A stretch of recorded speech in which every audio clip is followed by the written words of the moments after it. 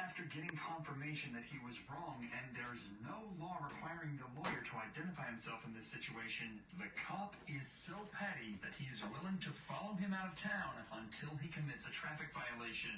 Unfortunately, things continue to escalate even more when the chief of police arrives at the scene. Are you investigating a crime? Possibly. Okay, he's instructing an officer for doing duty, right? Okay.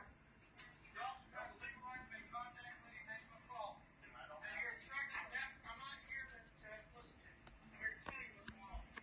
Okay, I don't care if you report me.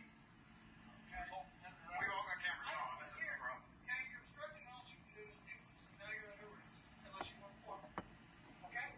That's the thing. No, please. All the time, if you're PI, no big deal. We'll get out of here. We gotta confirm who you are, make sure. Began at approximately 3.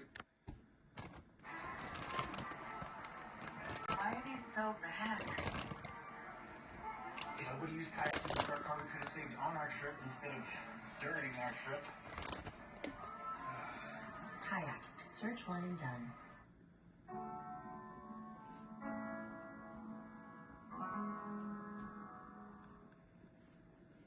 3:10 p.m. Have you had any conversation with the prosecutor?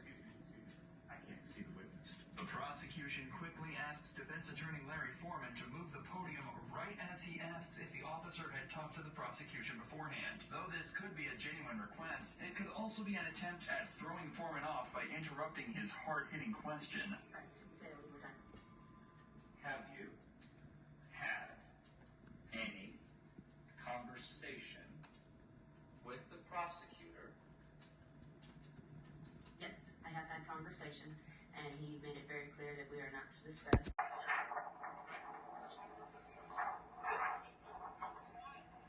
Why is it your business? Because I want to make sure you're not going to break into these houses or anything like that.